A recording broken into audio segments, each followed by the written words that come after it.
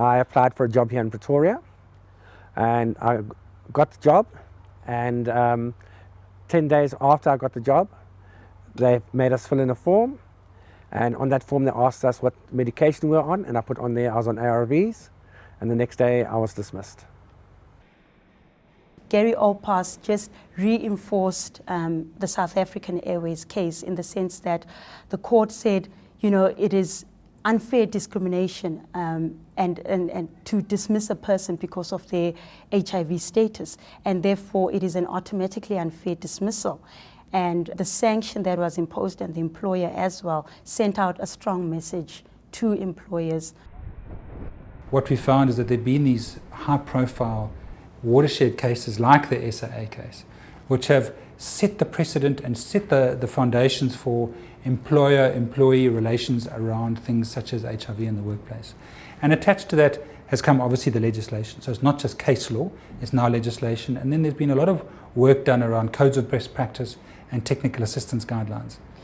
The courts are specifically enjoined to look at documents like codes of good practice, to look at international norms like conventions and recommendations of the ILO in their consideration of discrimination cases, and that gives a context within which the court makes its decisions.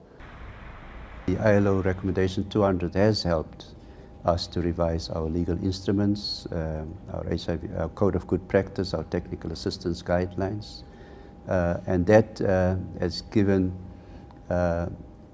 implementation tools to what we already have embodied in legislation. I think government actions, they are now making a difference. I think it's not the same as 10 years ago. There's more new laws and that are coming out that reinforces protection of people living with HIV.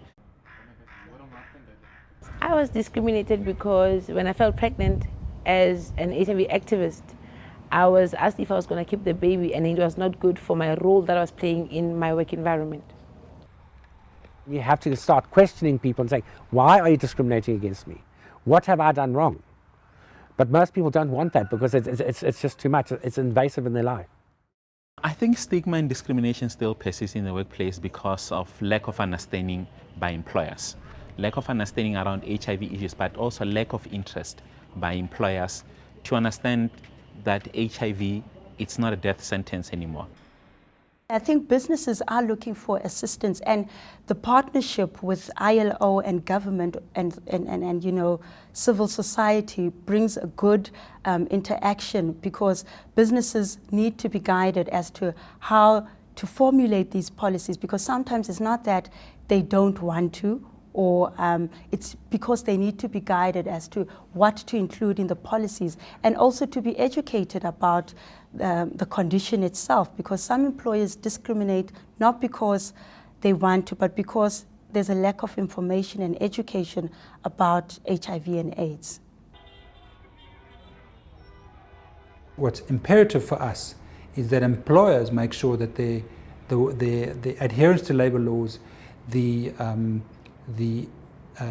instilling of justice within the workplace and fairness within the workplace is absolutely key, because if you're not managing that, you're not going to manage HIV as a risk. In South Africa, we have 4 trade union federations, so it's not an easy task. But I think to a large extent, the ILO is our preferred coordinator for such cohesion between organised labour, because we see them as a neutral party.